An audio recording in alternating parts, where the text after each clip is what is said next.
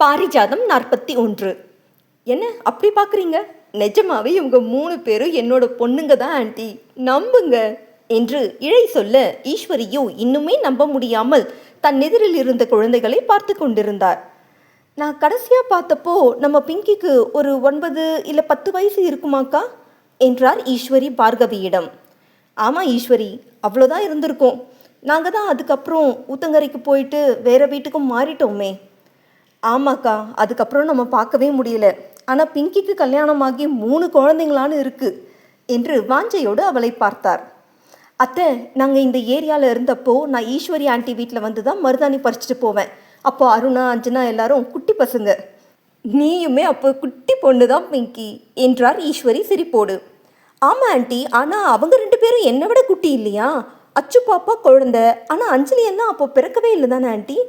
ஆமாடா, அப்போது அஞ்சலி எனக்கு 3 மாதம் வயிற்றுல, அர்ச்சனா 1 வயசு கை குழந்தை. ஆமாம், உன் வீட்டுக்காரர் எங்க என்றார் ஈஸ்வரி. அவர் இமயமலைக்கு போயிருக்கார் ஆண்டி. இமயமலையா?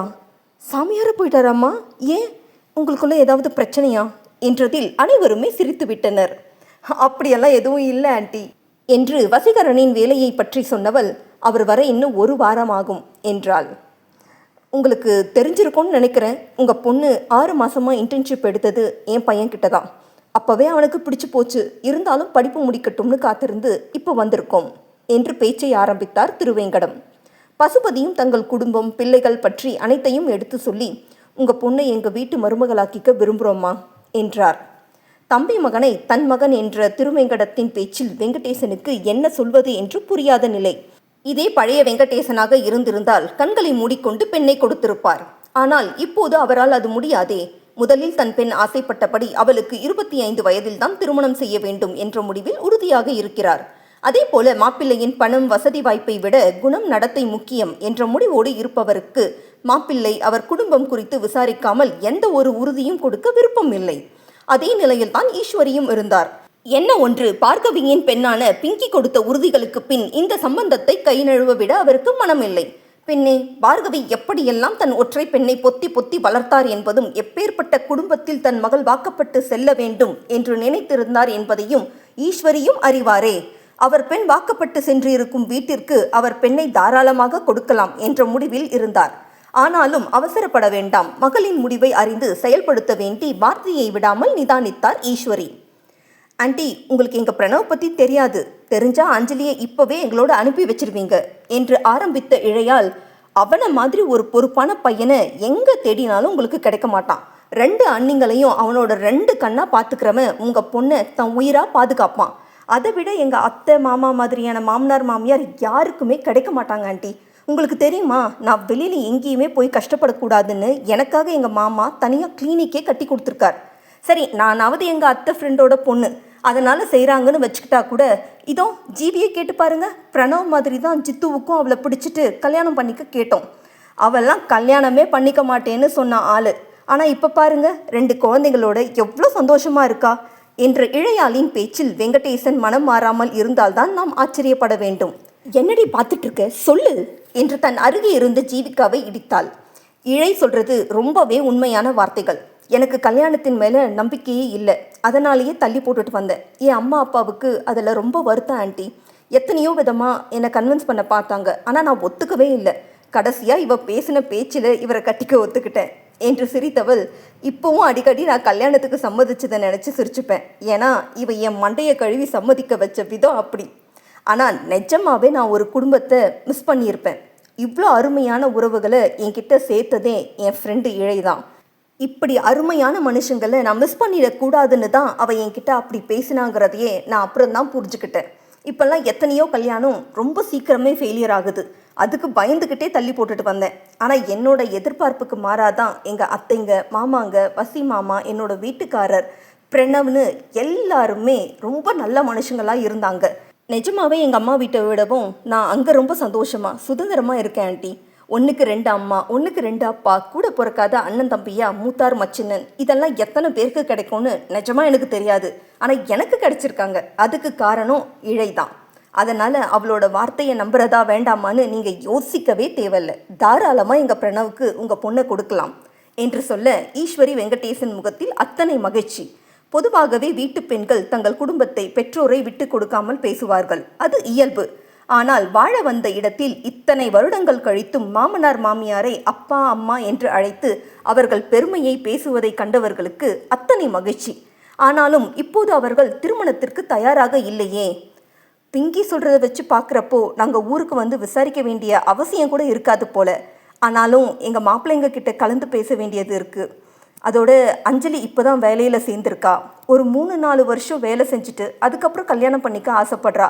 எங்கள் பொண்ணோட ஆசை தான் எங்களுடைய ஆசையும் என்று வெங்கடேசன் சொல்லி கொண்டிருக்க, எனக்கு அஞ்சலி கிட்ட தனியாக பேசணும் என்றான் பிரணவ்.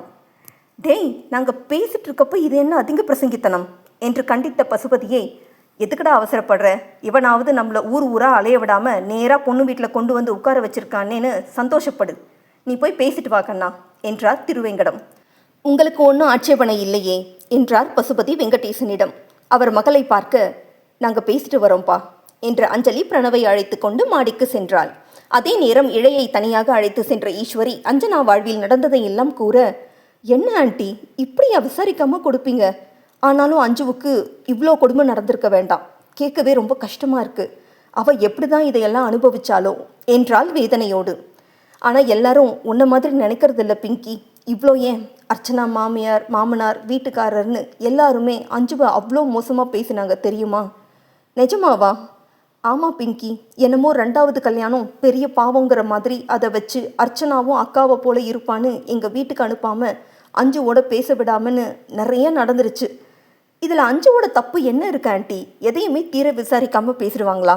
அவங்க வீட்டு பொண்ணுக்கு இந்த நிலைமை இருந்தாலும் இப்படி தானா? நிஜமாவே இப்படி கூட மனுஷங்க இருப்பாங்களான்னு இருக்கு ஆண்டி. கவலையை விடுங்க. அதுதான் இப்போ அஞ்சுவோட வாழ்க்கை நல்லபடியாக மாறிடுச்சே. அதில் எங்களுக்கும் சந்தோஷந்தான் பிங்கி. ஆனால் அதை வச்சு இன்னொரு பிரச்சனை வந்தால் அதை தாங்குகிற சக்தி எங்களுக்கு இல்லை. அதனால தான் நடந்ததையெல்லாம் உங்ககிட்ட சொல்லிட்டேன். இதை எப்படியாவது உன் வீட்டு ஆளுங்களுக்கு சொல்லிடு. அதுக்கப்புறம் அவங்க எங்கள் கூட சம்பந்தம் வச்சுக்கிறதா இருந்தால் எங்களுக்கு சந்தோஷம், இல்லைனாலும் பரவாயில்ல என்றார். என்ன ஆண்டி இது? எங்கள் அத்தை மாமா அப்படி கிடையாது. இதெல்லாம் நீங்கள் சொல்லணுங்கிற அவசியம் கூட கிடையாது. அவங்க எதிர்பார்க்கவும் மாட்டாங்க, அஞ்சுவை தப்பாக நினைக்கவும் மாட்டாங்க. புரியுது பிங்கி, இருந்தாலும் எங்கள் திருப்திக்காக ஒரு வார்த்தை சொல்லிடு. எனக்கு உங்கள் வீட்டில் அஞ்சலியை கொடுக்கறதுல மனப்பூர்வமான சம்மதம். அதனால தான் சொல்கிறேன். சரி ஆண்டி, உங்களுக்காக மட்டுமே நான் இந்த விஷயத்தை எங்கள் வீட்டில் சொல்லிடுறேன் என்றவள் திருவேங்கடத்திடம் சென்றாள். அதே நேரம் மாடியில் இருந்த பிரணவிடம், நீங்கள் தயாராக இருக்கலாம், ஆனால் நான் இந்த கல்யாணத்துக்கு தயாராக இல்லை மிஸ்டர் பிரணவ் என்றாள் அஞ்சலி எடுத்ததுமே. ஏன்? அதுதான் நீ நினச்ச மாதிரி பிளேஸ்மெண்ட் ஆகிட்டியே, இன்னும் என்ன? எனக்கு இன்னும் 3 வருஷத்துக்கு எக்கச்சக்க கமிட்மெண்ட் இருக்குது. முதல்ல எங்கள் அப்பாவுடைய கடனை எல்லாம் அடைக்கணும். அடுத்து வீட்டை மொத்தமாக டெமாலிஷ் பண்ணிவிட்டு புதுசாக கட்டணும். என் அக்காங்க அவங்க குழந்தைங்களுக்கு செய்ய வேண்டிய சீர், அப்பா அம்மாவோட மெடிக்கல் எக்ஸ்பென்சஸ், இப்படி நிறைய இருக்குது. ஸோ இன்னும் ஒரு 3-4 வருஷத்துக்கு நிச்சயமாக என்னால் கல்யாணத்தை பற்றி நினச்சி கூட பார்க்க முடியாது என்ற அஞ்சலி கேம்பஸ் இன்டர்வியூவில் தேர்வாகி பெங்களூரில் உள்ள தனியார் நிறுவனத்தில் மாதம் 3.5 லட்சம் சம்பளத்தில் வேலைக்கு அமர்த்தப்பட்டுள்ளாள். அதை விட முக்கியமாக எனக்கு இப்போ தான் 21 வயசு முடிஞ்சிருக்கு. 25 வயசில் தான் கல்யாணம் பண்ணிக்கணும்னு நான் தெளிவாக இருக்கேன். அதுக்கு என்னோடய அப்பா அம்மா அக்கா அத்தா எல்லாருமே சம்மதம் சொல்லிட்டாங்க என்று அஞ்சலி பேசி முடிக்க பிரணவ் இரு கன்னத்திலும் கைகளை வைத்துக்கொண்டு அவளை பார்த்திருந்தான். இது எல்லாத்தையும் விட முக்கியமாக இன்னொரு விஷயம் இருக்குது பிரணவ். என்ன? இப்போ நான் சொல்ல போகிற விஷயத்த நீங்கள் எப்படி புரிஞ்சுக்கிறீங்கன்றதை பொறுத்து தான் நான் உங்களை கல்யாணம் பண்ணிக்கிறதா இல்லையாங்கிற முடிவை எடுக்கணும். எதுக்கு நீ இவ்வளோ சஸ்பென்ஸ் வைக்கிற? என்ன சொல்லணுமோ சொல்லு என்றதும் அஞ்சனா குறித்த அனைத்தையும் சொல்லி முடித்தாள் அஞ்சலி. ஓகே, இது என்ன அவ்வளோ பெரிய விஷயமா? உன் அக்காவோட ஃபர்ஸ்ட் லைஃப் ஃபெயிலியர் ஆகிட்டு செகண்ட் லைஃப்குள்ளே என்ட்ரு ஆகியிருக்காங்க. இதில் நான் கருத்து சொல்கிறதுக்கு என்ன இருக்குது என்று பிரணவ் புரியாமல் அவளை பார்க்க அஞ்சலியோ வியப்பாக அவனை பார்த்தாள். அவள் பார்வையை உணர்ந்தவன், இதெல்லாம் நான் தெரிஞ்சுக்கிட்டு என்ன பண்ணணும்னு நீ நினைக்கிற? இல்லை நான் என்ன சொல்லணும்னு எதிர்பார்க்குற என்று பிரணவ் கேட்டதில் ஒரு நொடி திணறித்தான் போனாள் அஞ்சலி. மெல்ல குரலை செருமி, ஆக்சுவலாக அர்ச்சனாவுடைய கல்யாணத்துக்கு அப்புறம் தான் அஞ்சுக்கா டிவோர்ஸ் வாங்கினாங்க. அதுக்கப்புறம் தான் எங்கள் சர்வா அத்தான் அவரோட காதலை சொல்லி அக்காவை பெண் கேட்டாங்க. சரி, ஆனால் இந்த விஷயம் அர்ச்சனாவோட கல்யாணத்தில் எவ்வளோ பெரிய பேசு பொருளாச்சுன்னு உங்களுக்கு தெரியாது பிரணவ். ஸோ அப்போ நான் எடுத்த முடிவுனால தான் இப்போ உங்ககிட்ட எல்லா விஷயத்தையும் சொன்னேன். அப்படி என்ன முடிவு எடுத்திருந்த? என் குடும்ப நிலைமை தெரிஞ்சு என் அக்கா வாழ்க்கையில் நடந்த அசம்பாவிதத்தை புரிஞ்சுக்கிட்டு அக்காவுடைய முடிவை யார் மதிக்கிறாங்களோ அவங்கள தான் என்னுடைய வாழ்க்கை துணையாக ஏற்றுக்கணும்னு முடிவு பண்ணியிருந்தேன். I understand. பட் நான் தான் ஆல்ரெடி சொல்லிட்டேனே உன் அக்கா செகண்ட் மேரேஜ் பண்ணிக்கிட்டதில் தப்பு எதுவுமே இல்லைன்னு. மோரோவர் நான் ஏன் உன் அக்காவை பேசணும்? எனக்கு என்ன அதிகாரம் இருக்குது? நீ ஏதோ தப்பாக புரிஞ்சிருக்கன்னு நினைக்கிறேன். நானும் என் ஃபேமிலியும் அப்படி கிடையாது. We are open minded. ஒருவேளை எங்களுக்கு ஒரு சிஸ்டர் இருந்து அவங்களுக்கு லைஃப் இந்த மாதிரி அன்எக்ஸ்பெக்டடாக ஃபெயிலியர் ஆகி இருந்தால் உங்களை போலவே அவங்களுக்கு இன்னொரு வாழ்க்கையை தான் அமைச்சு கொடுக்க பார்த்துருப்போம். இதை விமர்சிக்கவோ தப்பாக பேசவோ யாருக்குமே அதிகாரம் கிடையாது. அனுபவிச்சவங்களுக்கு தான் அதனுடைய வலி தெரியும் என்று பிரணவ் சொல்ல அஞ்சலி முகத்தில் அப்படி ஒரு நிம்மதியும் புன்னகையும் ஒரு சேர பிறந்தது. உன்னோட அக்கா லைஃப்பையும் நம்மோட லைஃப்பையும் நீ போட்டு கன்ஃபியூஸ் பண்ணிக்காத அஞ்சலி. எத்தனையோ பேர் அப்படி ஒரு டாக்ஸிக் ரிலேஷன்ஷிப்லேருந்து வெளியில் வர முடியாமல் சூசைட் வரைக்கும் போகிறாங்க. பட் உன்னோட அக்கா அதிலிருந்து வெளியில் வந்து இப்படி ஒரு சக்ஸஸ்ஃபுல்லான லைஃப் லீட் பண்ணுறதுல I am very happy and I really respect her decision. இதுக்கு மேலே எனக்கு என்ன சொல்கிறதுன்னு தெரியல. ஆனால் இப்போ எனக்கு தெரிய வேண்டியதெல்லாம் உனக்கு நான் சம்மதமா இல்லையா? ஆன்சர் மீ என்று பிரணவ் முடிக்கும் முன்னமே சம்மதம் என்றாள் அஞ்சலி. வாட்? கம் அகெயின் என்றான் நம்ப முடியாமல். சம்மதம் சொல்லியிருக்கேனே தவிர்த்து உடனே கல்யாணம் பண்ணிக்கிறேன்னு சொல்லலையே. நான் ஆல்ரெடி சொன்னது போல இன்னும் 4 வருஷம் கழித்து தான் கல்யாணம். அதில் எந்த மாற்றமும் இல்லை என்றால் தெளிவாக. அது புரியுது. ஆனால் என்ன எவ்வளோ சீக்கிரம் சம்மதம் சொல்லிட்டு? நான் கூட இன்னும் இழுத்தடுப்பியோன்னு நினச்சேன் என்றான் சிரிப்போடு. உங்களுக்கு இன்னொரு விஷயம் சொல்லட்டுமா பிரணவ்? சொல்லு. எனக்கு உங்களை பிடிக்கும். நிஜமாவா? ஆமாம். ஆடி பாவி, இந்த விஷயம் தெரியாமல் என்னென்னமோ யோசித்து 4 மாதத்தை வேஸ்ட் பண்ணிட்டேனே. 4 வருஷத்துக்கு முன்னாடி 4 மாதம் ஒன்றுமே கிடையாது பிரணவ். அப்போது உன்னோட முடிவில் மாற்றம் கிடையாது அஞ்சலி? மாற்றிக்கணும்னு நினைக்கிறீங்களா? என் அண்ணனுங்களுக்கு முன்னாடி கல்யாணம் பண்ணணும்னு எவ்வளோ கனவு கண்டேன் தெரியுமா? 21 வயசில் கல்யாணம், 25 வயசில் 2 பசங்கன்னு. ஆனால் இப்போது 27 வயசாகியும் இன்னும் கல்யாணம் ஆகலை.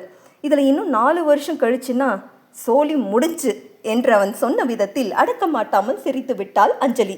இப்போது மட்டுமல்ல, பிரணவின் தலைமையில் அவள் இன்டர்ன்ஷிப் செய்த போது கூட தன் குழுவில் இருக்கும் அனைவரையும் அத்தனை கலகலப்பாக வைத்திருப்பான். எத்தனை மணி நேரமானாலும் வேலை செய்யும் அலுப்பே தெரியாது. அந்த அளவு கடினமான சூழலையும் அசால்ட்டாக கையாள்பவன். பிரணவை பிடிக்காதவர்கள் என்று யாருமே அலுவலகத்தில் இருக்க மாட்டார்கள். அஞ்சலிக்கும் அவனை பிடித்தது. என்ன அது மற்றவர்களைப் போல சாதாரணமான பிடித்தமாக இல்லாமல் காதலாக வடிவம் பெற்றிருந்தது. அவள் இன்டர்ன்ஷிப் முடித்த போதே தன் காதலை சொல்லிவிட்ட பிரணவ் கூடிய விரைவில் பெண் கேட்டு வருவேன் என்று சொன்னது போலவே இன்று வந்து விட்டான். ஆனால் அஞ்சலியின் முடிவை கேட்டவனுக்கு சிறு சுணக்கம். இன்னும் 4 வருஷம்னா எனக்கு 30 ஆகிடுமே. 40 ஆனாலும் கல்யாணம் பண்ணிக்க நான் தயார். இன்ஃபேக்ட் சொன்ன சொல் மாறமாட்டான் இந்த கோட்டசாமி என்று அஞ்சலி சிரிக்க பிரணவ் முகத்திலும் புன்னகை. அப்போ தலைகீழாக தான் குதிப்பேன்னு சொல்கிற. ஏன் உங்களுக்கு அப்ஜெக்ஷன் இருக்கா? நீங்களும் வாங்கலே, சேர்ந்து குதிக்கலாம். வர என்று சிரிப்போடு எழுந்து கொண்டான் பிரணவ். மேலும் சில வருடங்கள் கழிந்த நிலையில் அன்று வெங்கடேசனின் வீடு கோலாகலமாக அலங்கரிக்கப்பட்டு இருக்க அத்தனை மகள்களும் அவர்களின் குடும்பமும் அங்கே குழுமி இருந்தது. இருக்காதா பின்னே, இன்று பிரணவ் அஞ்சலியின் குழந்தைக்கு பெயர் சுட்டு விழா. ஆம், அஞ்சலி பெங்களூருக்கு வேலைக்கு சென்ற அடுத்த 3ஆம் மாதமே பிரணவ் மாறுதல் பெற்றுக்கொண்டு அங்கே வந்து விட்டான். திருமணம் 4 வருடங்கள் கழித்து செய்து கொள்ளலாம், அதுவரை காதலிக்கலாம் என்று பிரணவ் சொல்லிவிட விஷயத்தை அறிந்த சர்வேஸ்வரன் அதற்கு அடுத்த 6 மாதத்தில் இருவரின் நிச்சயத்தையும் நடத்தி முடித்தான். எதுக்காகத்தான் இவ்வளோ அவசரமா? இன்னும் கொஞ்ச நாள் போகட்டுமே. நிச்சயம் பண்ணி ரொம்ப கேப் விடக்கூடாதுன்னு பெரியவங்க எல்லாம் சொல்கிறாங்க. ஏன் என்றான் சர்வா. இல்லை, ஏதாவது மிஸ் அண்டர்ஸ்டாண்டிங் வந்து அதனால். அப்படியே ஏதாவது வந்தால் பேசி தீர்க்க தான் இந்த டைம். நிச்சயம் முடிஞ்சாலே பாதி கல்யாணம் முடிஞ்ச மாதிரின்னு சொல்லுவாங்க அஞ்சலி. ஸோ 2 பேருக்குமே உங்களோட நிலை தெரியும். 4 வருஷங்கிறது ரொம்ப பெரிய இடைவெளி. ஆனால் பிரணவ் ரொம்ப நல்ல பையன். எப்படியும் உங்களுக்கு ஒரே ஆஃபீஸ்னு முடிவாகிடுச்சு. கல்யாணத்துக்கு பிறகு ஏதாவது கிளாஷ் வந்தால் என்ன பண்ணுவேன் என்றதற்கு அவளிடம் மௌனம். அதுக்கு இப்போ இருந்தே தயாராகிடலாம் தானே. ஏதாவது கருத்து வேறுபாடு வந்தாலும் நாம தான் சேர்ந்து பயணிக்க போகிறோங்கிற உரிமையோடு அது தீர்த்துக்கோங்க என்று இரு வீட்டாரிடமும் பேசி நிச்சயத்தை முடித்தான். அஞ்சலிக்கு ஆரம்ப சம்பளமே 3.5 லட்சம் என்பதால் அவள் பணியில் சேர்ந்த 1.5 வருடத்திலேயே பாதி லோன் எடுத்து மீதி தன் சேமிப்பில் என்று தங்கள் வீட்டை முழுதாக இடித்து கட்டத் தொடங்கிவிட்டாள். வீடு கட்டும் பொறுப்பு ஜெகனிடம்தான் கொடுக்கப்பட்டது. வெங்கடேசன் ஈஸ்வரிக்கு எப்படி வேண்டும் என்பதை சொல்ல அதற்கு ஏற்றபடி 2 அடுக்குகள் கொண்ட 6 படுக்கை அறைகள், பெரிய ஹால், கிச்சன், டைனிங் ஹால், பூஜை அறை என்று விஸ்தாரமாகவே வீடு கட்டப்பட்டது. கிட்டத்தட்ட 90 லட்சம் எஸ்டிமேஷன் செய்யப்பட்டு அஞ்சலி வீட்டிற்காக செலவழிக்க அஞ்சனா தன் பங்காக 7 லட்சத்தை அவளுடைய உழைப்பிலிருந்து கொடுத்திருந்தாள். அஞ்சலி வேலைக்கு சென்ற பிறகு வெங்கடேசனின் வீட்டில் வறுமை என்பது முழுதாக துடைத்தெறியப்பட்டிருந்தது.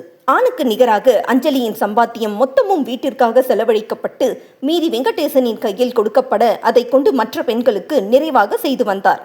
முதலில் மகளின் உழைப்பை நாம் அபகரிக்கிறோமோ என்ற எண்ணம் அவருக்கு எழாமல் இல்லை. ஆனால் அஞ்சலி, இது உங்களோட பணம்பா, முழுக்க முழுக்க உங்களோட உழைப்பு. நீங்கள் 2000 3000ன்னு சிறுக சிறுக சேர்த்து வச்சு என்னை படிக்க வைக்கலன்னா இன்னைக்கு இத்தனை லட்சங்கள் நான் சம்பாதிச்சிருக்க முடியாது. நான் போட்டிகளில் கலந்துக்கிறதுக்கு போய் வர அம்மா 50 100ன்னு சேர்த்து வச்சது கொடுக்காம போயிருந்தா எனக்கு இந்த எக்ஸ்போஷர் கிடைச்சிருக்காது. அதனால் ஏன் தயங்குறீங்க? இது உங்களோட பணம், இஷ்டம் போல் நீங்கள் செலவழிக்கலாம். அக்காங்களுக்கு என்னெல்லாம் செய்ய ஆசைப்பட்டீங்களோ அது எல்லாமே செய்யுங்கப்பா என்று சொல்ல வெங்கடேசன் அன்று இரவு முழுக்க தூங்கவில்லை. அவர் கண்களில் இருந்து கண்ணீர் வழிந்து கொண்டே இருக்க, என்னங்க இது, சின்ன பிள்ளை மாதிரி அழறீங்க என்ற ஈஸ்வரியின் கண்களிலும் கண்ணீர். அவர்கள் வாழ்வில் லட்சங்களில் பணத்தை கடனாக பெற்றுதான் அவர்களுக்கு பழக்கம். இப்படி என்றுமே பணத்தை அவர்கள் உரிமை கொண்டாடியது கிடையாது. இன்று இத்தனை லட்சங்களை மகள் கையில் கொடுக்க பேச்சற்று போயினர். அன்னைக்கு அஞ்சு படிக்கிறேன்னு சொன்னப்போ அவளையும் படிக்க வச்சிருந்தா இன்னைக்கு என் பொண்ணு இவ்வளோ கஷ்டப்பட்டிருக்க மாட்டா இல்லை ஈஸ்வரி. நானே படிப்பை நிறுத்தி வசதி வாய்ப்பு பணத்துக்கு முக்கியத்துவம் கொடுத்து அவளோட வாழ்க்கையை என்று முடிக்கும் முன்னுமே, விடுங்க, அதெல்லாம் முடிஞ்சு போச்சு, இப்போ அஞ்சு எப்படி வாழறான்னு மட்டும் பாருங்க என்றார் ஈஸ்வரி.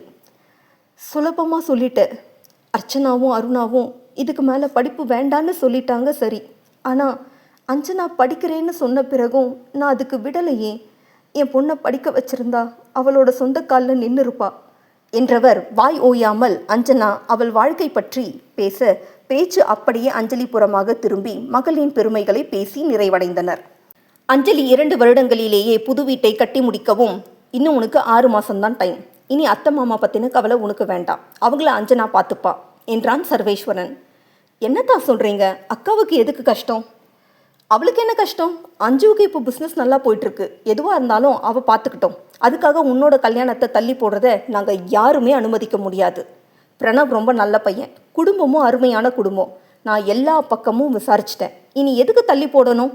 இத்தனைக்கும் அன்னைக்கு நீ விருப்பப்படுற வரைக்கும் உன்னோட பணத்தை உன் அப்பா அம்மாவுக்கு கொடுக்கலான்னு அவங்களே சொல்லிட்டாங்க தானே. இன்னும் என்ன அஞ்சலி தயக்கம் உனக்கு என்றவன், லிசன், பணம் என்றைக்குமே அவங்களுக்கு பெருசு கிடையாதுன்னு சொல்லிட்டாங்க. அதை விட உன்ன மாதிரி மருமகளை இழக்க தயாராக இல்லைன்னு சொல்கிறாங்க. ஸோ என்ன கேட்டால் இப்போ நீ அவங்களுக்கு சம்மதம் சொல்கிறது புத்திசாலித்தனமான முடிவு. இதுக்கு மேலேயும் பிரணவை காக்க வைக்காத என்று சர்வேஸ்வரன் பேசிவிட்டு செல்ல அவளும் பலவாறாக யோசித்தாள். வெங்கடேசன் பெற்றிருந்த கடன்களை மொத்தமாக அடைத்து வீடும் கட்டி முடித்தாயிற்று. அவள் திருமணத்திற்கான நகைகள் வரதட்சணை பற்றி திருவேங்கடம் எதுவுமே கேட்கவில்லை. உங்களோட பொண்ணுக்கு உங்கள் விருப்பப்படி செய்யுங்க, அது கால் காசாக இருந்தாலும் சரி, வைடூரியமாக இருந்தாலும் சரி, அதை விடவும் விலைமதிப்பில்லாத அஞ்சலி எங்களுக்கு போதும் என்று சொல்லிவிட்டார். அதைவிட அவள் திருமணத்தை எடுத்து நடத்த ஜெகனும் சர்வேஸ்வரனும் அவளுக்கு மற்றொரு தந்தையாக இருக்கையில் இதற்கு மேல் திருமண செலவுகளை பற்றி அவள் யோசிக்க வேண்டிய அவசியம் இல்லாமல் போனது. ஆனாலும் சர்வா சொன்னது போல 6 மாதமெல்லாம் அவள் எடுத்துக்கொள்ளவில்லை. இருவருமே ஒர்க் ஃப்ரம் ஹோம் வாங்குவதற்கான முயற்சிகளை செய்து பெற்றுவிட்டனர். பின்னே பிரணவ் பெங்களூருக்கு வந்ததே அவளுக்காகத்தானே. ஆனால் அவன் குடும்பத்தினருடன் பிரணவுக்கு இருக்கும் பாசமும் பிணைப்பும் அறிந்த அஞ்சலி பெங்களூரில் தனியாக இருக்க விரும்பவில்லை. அதோடு இத்தனை பெரிய குடும்பத்தில் இருந்தவளுக்கு அவர்கள் மட்டுமேயான தனிமை நிச்சயம் முதலில் இனித்தாலும் வாழ்நாள் முழுக்க இனிக்கும் என்று தோன்றவில்லை. அதனால் திருமணத்திற்கு பின்னர் ஊத்தங்கரையில் இருக்கப் போவதை பற்றி சொல்லிவிட்டவள் திருமணத்திற்கு 2 மாதங்கள் முன்பே வீட்டிலிருந்து வேலை செய்வது போல வாங்கி கொண்டு சென்னைக்கு வந்துவிட்டாள். அவர்களுக்கு திருமணமாகி 2.5 வருடங்கள் ஆகிறது. இருவருமே முக்கிய ப்ராஜெக்டில் இருந்ததால் கிட்டத்தட்ட 1 வருடத்திற்கு மேலாக குழந்தை பேற்றை தள்ளி போட்டிருந்தவர்கள் சென்ற மாதம் பெற்றோராக பதவி உயர்வு பெற்றிருந்தனர். அஞ்சலியின் குடும்பத்தில் முதல் குழந்தை அனைவருக்கும் பெண் என்பதால் பிரணவ் ஆவலோடு பெண் குழந்தையை எதிர்பார்த்திருந்தான். ஆனால் அஞ்சலிக்கு ஆண் குழந்தை விருப்பமாக இருந்தது. இறுதியில் பெண் குழந்தை பிறந்து பிரணவின் ஆசைதான் நிறைவேறியது.